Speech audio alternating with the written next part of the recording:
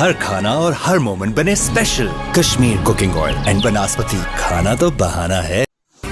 خبر شامل کرتے ہیں میلسی سے. تحصیل رپورٹر ندیم اقبال کی رپورٹ کے مطابق آج سٹی پریس کلب کا اجلاس منعقد ہوا، جس کی صدارت قائم مقام صدر غلام شہزاد کھوکھر نے کی.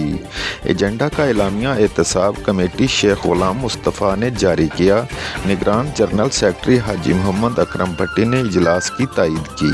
سٹی پریس کلب کے اغراض مقاصد کی خلاف ورزی کرنے پر پیر عطا اللہ کو election board city press club کے عہدے سے پیر عطا اللہ نقش بندی کو ہٹا دیا گیا. بسم اللہ الرحمن الرحیم. سٹی پریس کلب میلسی کا ہنگامی اجلاس منعقد ہوا، جس کی صدارت قائم مقام صدر غلام شہزاد کر فرما رہے ہیں اور اکرم بھٹی صاحب جنرل سیکرٹری موجود ہیں. میں بحیثیت چیئرمین احتساب کمیٹی شیخ غلام مصطفیٰ اعلان کرتا ہوں پیر عطا اللہ کو الیکشن چیئرمین سے ہٹا دیا گیا.